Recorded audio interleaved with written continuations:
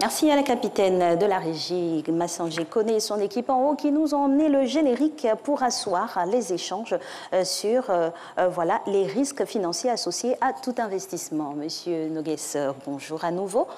Alors, c'est vrai que pour toute opération d'investissement, il faut prendre des mesures pour pouvoir se prémunir de tout risque. Mais il n'y a pas de risque zéro qui existe sur ces terres, hélas.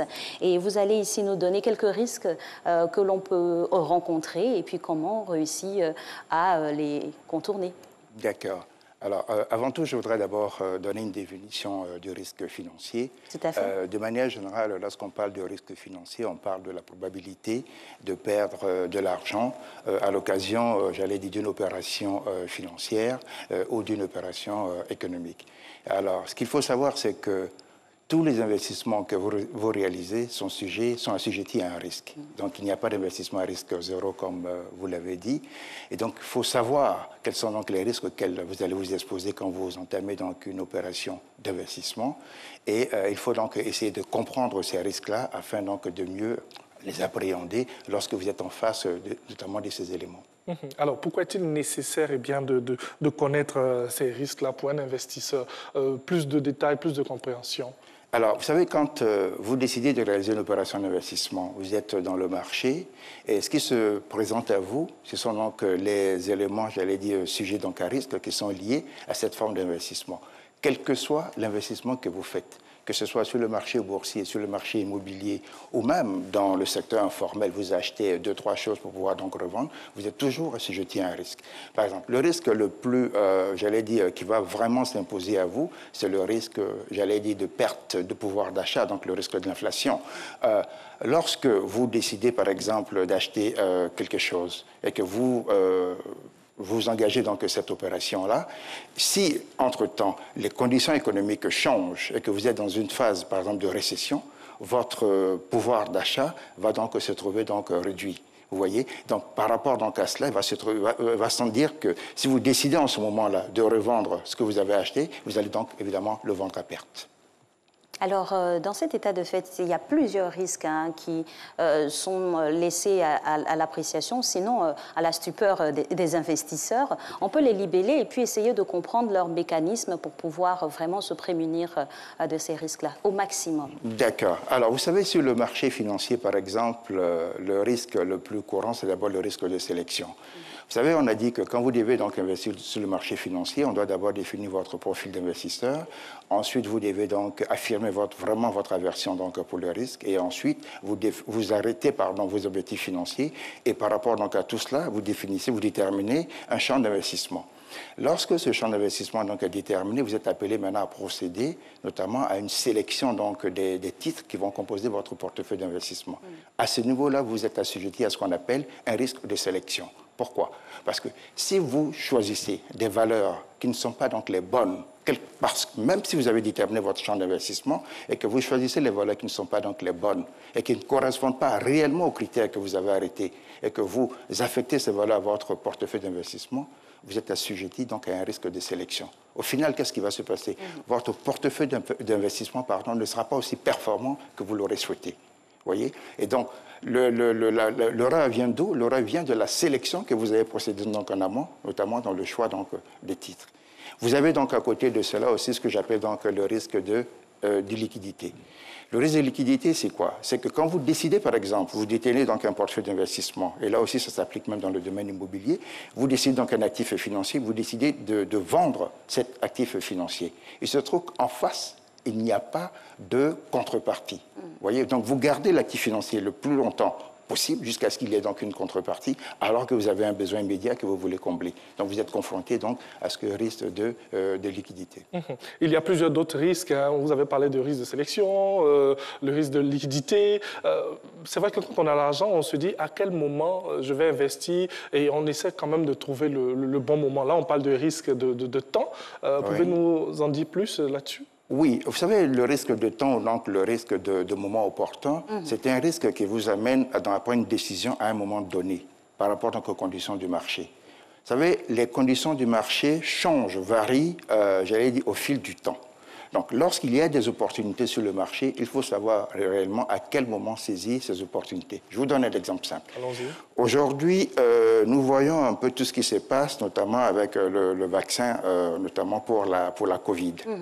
Si vous décidez d'investir dans le secteur donc, pharmaceutique, il va falloir le faire maintenant, au moment où les recherches sont poussées, au moment où il y a un intérêt vraiment pour je vais dire, la mise en place, notamment de tous les différents... Voilà, il y a une opportunité de marché qui est là. Vous devez donc saisir cette opportunité de marché. Mais si vous attendez peut-être dans 1 an ou dans 2 ans et que vous décidez d'investir en ce moment-là, vous allez investir donc à perte. Certainement, à ce moment-là précis, le marché aura déjà, donc, j'allais dire, consommé, permettez-moi l'expression, tous les bénéfices donc, impartis donc, à ce secteur-là. Et vous arriverez beaucoup plus tard sur notamment cette opportunité-là. Donc, vous voyez, donc, vous avez donc le marché maintenant qui joue contre vous. Ce secteur n'est plus donc attractif. Ce secteur, il n'est plus opportun donc d'investir dans ce secteur. Et vous vous retrouvez là avec un actif financier qui touche ce secteur. Voyez, donc, dans ce cas typique et dans l'exemple que vous venez de nous donner, c'est sûr que la Covid a exacerbé les potentialités de pouvoir faire beaucoup plus de profit quand on investit dans ce secteur-là. Mais on prie de pouvoir s'en sortir de cette pandémie-là. Du coup, quelqu'un qui voudrait investir juste après, qui n'a pas saisi l'opportunité, c'est fort clos, il ne faut plus y aller pour investir dans la recherche ou quoi que ce soit? Non, pas du tout, pas du tout, pas du tout. Mais vous n'allez pas avoir, j'allais dire, le même retour sur investissement. Voyez? Parce que quand les investisseurs décident, notamment les investisseurs institutionnels, décident d'aller sur un marché, il y a une analyse qui est faite avant pour voir les potentialités donc, de ce secteur d'activité ou de ce marché qui s'offre à eux.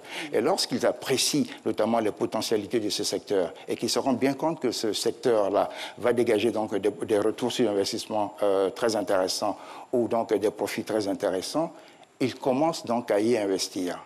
Vous voyez, ils commencent donc à s'intéresser à ce secteur. Mais je l'ai dit ici même sur ce plateau, lorsque les particuliers, donc les petits porteurs, arrivent sur le marché, c'est déjà trop tard. Parce qu'ils reçoivent l'information pratiquement à la fin de la maturité donc, du cycle. C'est pour cela qu'on dit, il y a un adage qui dit sur le marché financier, lorsqu'un groupe de petits porteurs arrive sur le marché, il est temps pour vous, en tant que professionnel, de sortir du marché. Parce qu'ils viennent notamment un peu, j'allais dire trop tard. C'est discriminatoire un peu. Finalement, ça nous permet de rebondir sur le risque d'information. Oui, le risque d'information, effectivement, c'est quelque chose, j'allais dire, de très important. Et je vous l'ai dit, l'information, vous récupérez l'information auprès de votre conseiller. Voyez, ou si vous suivez l'actualité financière, vous pouvez percevoir l'information qui est donnée donc, à travers cette actualité financière et qui va vous amener en ce moment-là à prendre une décision d'investissement. Nous allons vers l'information. Il faut aller vers l'information. Car c'est le pouvoir, finalement. Oui. Alors, c'est vrai que tout de suite, quand on a envie d'investir, on a peur de perdre ce qu'on va mettre dans cet investissement-là. Chaque fois que vous parlez avec nous, vous parlez de risques et tout. Ouais. Bon, ce n'est pas effrayant, ce sont les réalités du marché. Quelles pourraient être les actions de protection que nous pourrons avoir, même si je considère ce que vous avez dit comme une action de protection déjà? Oui, vous savez... se prémunir contre le risque, j'allais dire, se trouve notamment dans la diversification de votre portefeuille d'investissement ou dans la diversification des actifs qui constituent votre patrimoine. Quand vous avez fait cela, vous commencez vraiment réellement à vous prémunir contre le risque. Mais si vous ne le faites pas, vous vous exposez notamment à tous les risques du marché. Vous vous exposez donc, je prends par exemple le cas du secteur immobilier. Oui. Si vous n'arrivez pas comment dirais-je, à diversifier votre portefeuille immobilier et que vous restez par exemple pendant notamment sur le secteur donc, de la location, qu'est-ce qui va se passer? Vous êtes assujetti au risque de solvabilité notamment de vos locataires. Si un locataire ne peut pas payer donc son loyer, et vous, alors que vous êtes endetté, par exemple, pour construire donc ce bien-là, et vous comptez sur la location, normalement, ce que vous allez retirer donc des locataires pour faire face à vos engagements financiers vis-à-vis de la banque, qu'est-ce qui va se passer? Vous voyez très bien que vous êtes assujetti donc en ce moment-là, non seulement au risque de solvabilité de locataires, mais également au risque de l'endettement que vous avez pris vis-à-vis de la banque. Donc, pour se prémunir réellement contre tout cela, il faut vraiment aller dans la diversification. Alors, c'est très important et au titre des risques, on en a encore à énumérer, on va y revenir. Mais vous avez parlé tantôt d'une aversion au risque en fonction de son portefeuille d'État. Finalement, comment il s'évalue pour un investisseur ou un autre? C'est à sa capacité de ténacité, à sa combativité ou qu'est-ce qu'il faut? Il y a d'autres agrégats? D'accord. Il faut savoir que lorsque vous êtes sur un marché financier ou même sur un marché de manière globale, vous êtes assujetti à tous les types de risques. Et ce qui va vous permettre d'atténuer donc les risques auxquels vous êtes appelé donc à faire face, c'est le principe de la diversification. Il faut bien qu'on soit très clair là-dessus. Une fois que vous diversifiez donc votre portefeuille, vous atténuez notamment les risques qui sont liés à votre portefeuille dans le temps. Oui, et cela vous permet donc de pouvoir donc rebondir lorsqu'il y a une forte volatilité sur le marché. Cela vous permet donc de prendre une décision donc importante pour notamment réajuster votre portefeuille d'investissement au moment donc opportun. Cela vous permet vraiment de revenir sur votre portefeuille d'investissement. Mais si vous ne le faites pas, c'est le marché en ce moment qui vous dicte sa loi et c'est le marché en ce moment qui vous impose ces contraintes et qui vous amène donc notamment à rentrer dans une période, excusez-moi l'expression, une période où vous allez commencer à perdre du pouvoir d'achat, commencer à perdre de l'argent parce que vous n'aurez pas su en amont réagir par rapport donc aux différents risques qui sont liés à votre portefeuille d'investissement. Alors, nous sommes toujours en train de décortiquer les différents risques d'investissement. Le risque de rappel? Le risque de rappel, c'est un risque justement qui se pose à tous les investisseurs, notamment dans les produits obligataires.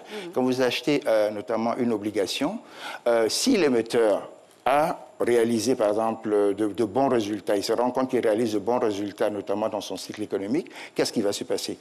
Il peut se permettre donc de rappeler notamment l'obligation qu'il a émise sur le marché à un moment donné, parce que ça c'est défini, c'est arrêté notamment donc dans les clauses entre l'émetteur et notamment donc les investisseurs. Il peut donc se permettre de rappeler donc, j'allais dire cette obligation-là. Et s'il rappelle cette obligation alors que vous avez une obligation à un taux très intéressant, il vous expose par là même à un autre risque, qui est le risque de réinvestissement. Vous voyez, quand il rappelle l'obligation, il vous dit, monsieur, j'avais émis par exemple pour X millions de francs CFA mes obligations. Aujourd'hui, je suis dans une situation confortable, je n'ai plus besoin donc de continuer à être endetté. Donc, je vais vous payer à la fois donc les intérêts courus à cette date et rembourser tout le capital. Ben vous, en tant qu'investisseur, qu'est-ce qui se passe? Vous vous retrouvez donc avec de la liquidité et qu'est-ce que vous faites? Il va falloir que vous réinvestissez. Donc vous allez encore repartir vers le marché, mais est-ce que pour autant le marché va vous offrir les mêmes conditions d'achat lorsque vous avez donc acheté ces titres-là au départ? Est-ce que vous aurez donc les mêmes conditions de départ pour pouvoir donc réinvestir sur le marché? Vous vous exposez en ce moment-là au risque de réinvestissement. Alors, c'est très important hein, et dans le prolongement, on a par exemple plusieurs formes d'investissement. Vous avez parlé ici de titres, d'obligations. On a aussi des prêts qu'on peut prendre à la banque pour pouvoir réinvestir dans un autre secteur. Et généralement, ces prêts-là sont octroyés à taux d'intérêt remboursable, ça et là. Quand on se retrouve dans le cas, est-ce que dans le cas typique, les intérêts peuvent être spéculatifs et migrer vers la hausse? Non. Vous savez, au niveau des banques, lorsqu'une banque vous accorde un prêt, le taux d'intérêt est fixé pendant la durée. Qu'importe les conjonctures et autres agrégats extérieurs. Qu'importe les conjonctures. Très bien. À moins qu'il y ait, j'allais dire, une forte récession et qui amène donc les autorités donc, bancaires, notamment donc, la Banque centrale et la Commission bancaire, à demander donc, aux banques de revoir un peu les conditions, donc, notamment d'emprunt. Et en ce moment, les banques sont appelées donc, à revoir ces conditions d'emprunt et donc notamment à s'ajuster ou à s'ajuster par rapport donc, à ces conditions d'emprunt. Mais sinon, lorsque le prêt est accordé, les taux d'intérêt restent fixes pendant toute la durée, donc, j'allais dire, du prêt. Alors, à vous entendre depuis quelques minutes, on sent aisément que tous ces risques-là sont liés. Tous ces risques sont liés. Oui. Tous ces risques sont liés. C'est-à-dire que vous ne pouvez pas dire, par exemple, je vais donc m'affranchir d'un risque et puis rester exposé à un autre risque uniquement. Ce n'est pas possible. Tous ces risques sont liés. C'est pour cela que la réaction que vous devez avoir en tant qu'investisseur ou en tant qu'opérateur économique est une réaction, j'allais dire, d'ensemble. Vous voyez, quand vous entrez dans une opération financière ou dans une transaction donc immobilière, tout à l'heure on parlait donc du secteur de l'immobilier, on a parlé donc des risques de solvabilité, on a parlé donc de risques d'endettement. Il y a également le risque d'illiquidité. Si vous décidez de vendre ce bien immobilier que vous avez entre les mains, est-ce que vous aurez la contrepartie? J'allais dire, le jour où vous avez décidé donc de vendre ce bien, est-ce que vous aurez la contrepartie en face de vous? Vous voyez? Donc là, vous êtes exposé à quoi? À un risque de liquidité. Parce que la liquidité suppose que vous devez être en mesure donc, de transformer rapidement l'actif que vous avez entre les mains pour pouvoir détenir donc, de l'espèce et ensuite faire autre chose. Mais si vous n'arrivez pas donc, à le faire, vous êtes exposé donc, au risque notamment donc, d'illiquidité du marché. Comme vous le voyez encore une fois, oui. Tous ces risques sont vraiment liés. Alors, on va rester encore sur le cas typique de l'immobilier que vous venez de nous donner par rapport à la possession d'un bien immobilier qu'on souhaiterait vendre. Et dans ce cas-là, comment faire pour baliser au mieux sa vente pour ne pas être trop perdant dans l'affaire? Ce sont les conditions du marché qui vont déterminer si vous allez vendre ou pas, j'allais dire notamment donc, très rapidement. Voyez, si les conditions du marché vous sont favorables, si les conditions du marché donc, vous sont favorables, alors il y a des opportunités donc, de vente. Vous allez avoir donc, les acheteurs donc, en face et vous pourriez vendre, j'allais dire, votre bien le plus facilement donc, du monde. Mais si les conditions du marché ne sont pas favorables et que nous nous trouvons par exemple en forte période de récession, il va sans dire que vous aurez beaucoup moins d'acheteurs donc, en face et donc évidemment votre bien va vous rester sous les mains pendant un bon moment. Alors, il va falloir, quand vous décidez donc de rentrer dans une opération comme ça, une opération de vente, de cession donc de titres, même un actif financier sur la bourse, il faut donc s'assurer que les conditions donc, du marché vous sont favorables avant donc de décider de vendre. Sinon, vous vous retrouvez donc confronté encore une fois au risque donc d'illiquidité. Alors, on vous a écouté, vous avez répondu à nos questions. Une question maintenant pour nos populations. Bien sûr, quels risques financiers prenons-nous quand on réalise un investissement? La parole est à vous.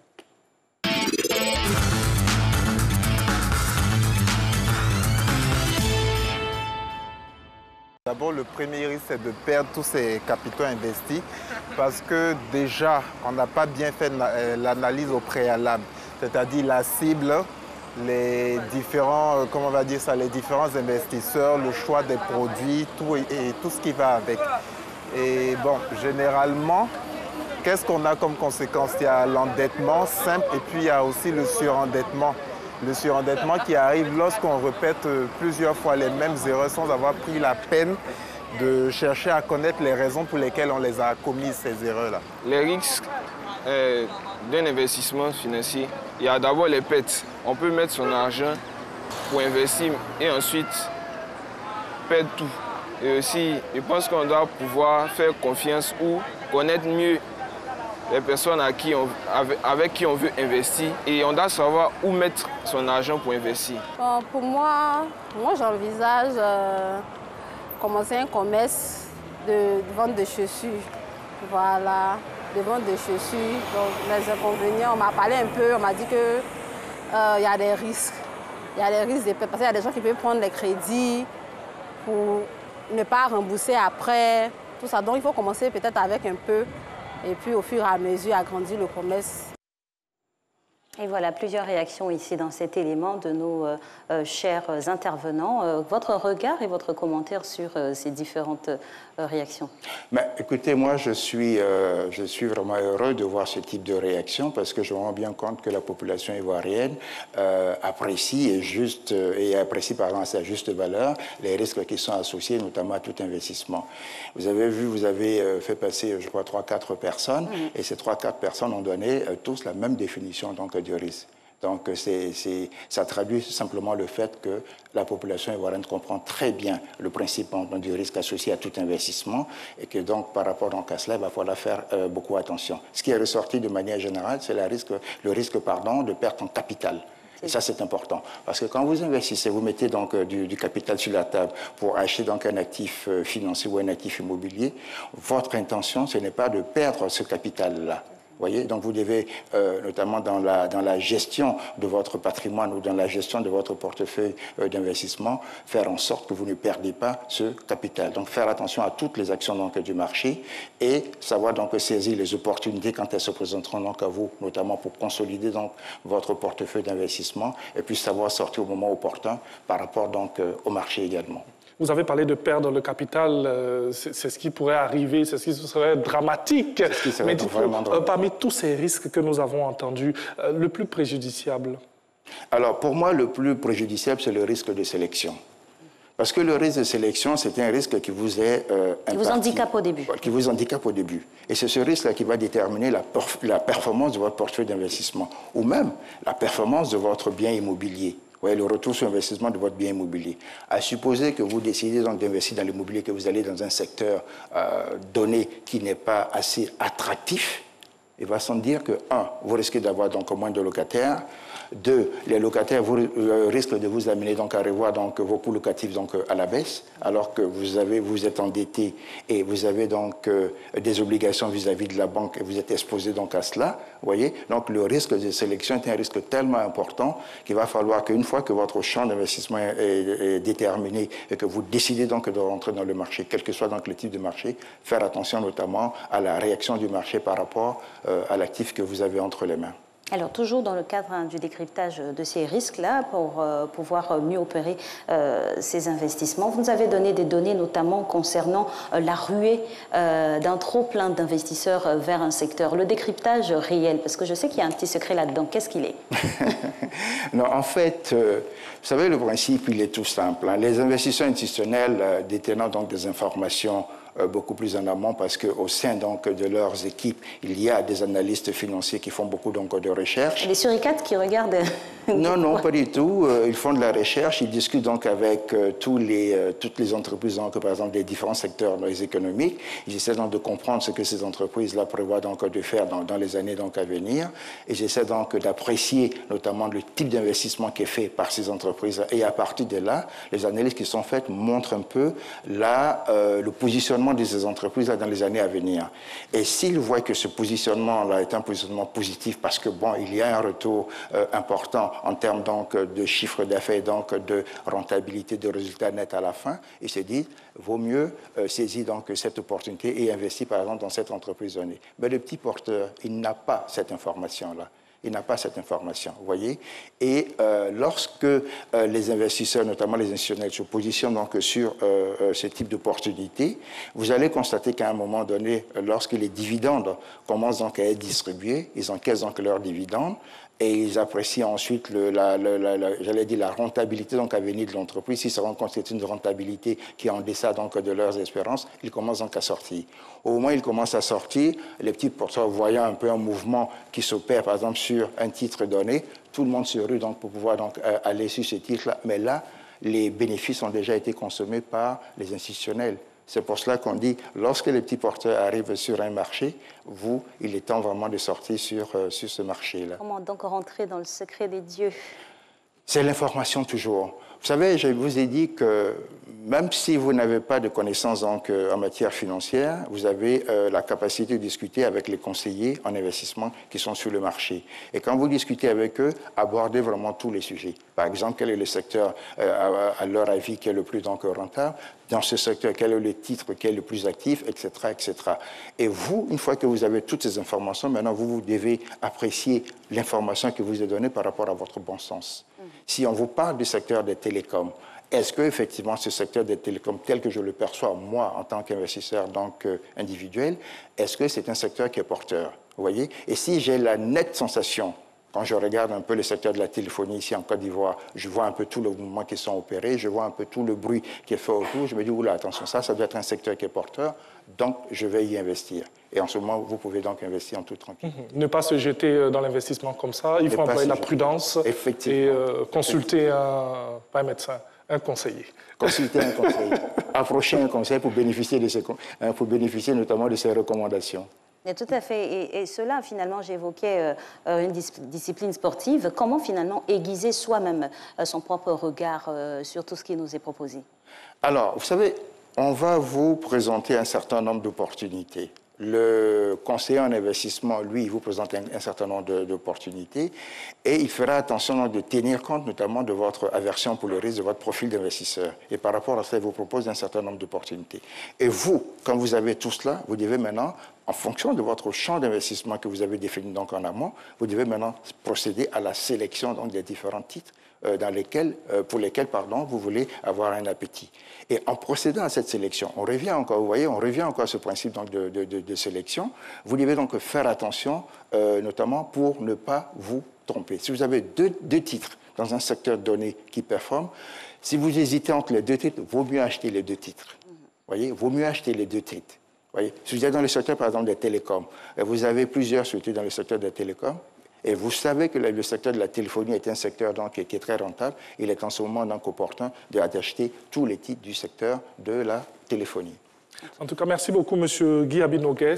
Donc, voilà, vous avez eu toutes les informations sur, et bien sûr, les risques en matière, les risques financiers, en matière d'investissement. Vous devez être très regardant. Vous pouvez consulter, voir un conseiller en investissement.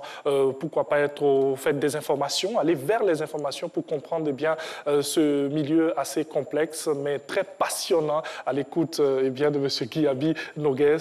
Eh bien, Alexandre a terminé cette émission. Tout à fait, merci à vous. Monsieur Abi, et puis à Monsieur Paul Arnaud Écou, nos deux experts pour les rubriques qui ont été décortiquées aujourd'hui.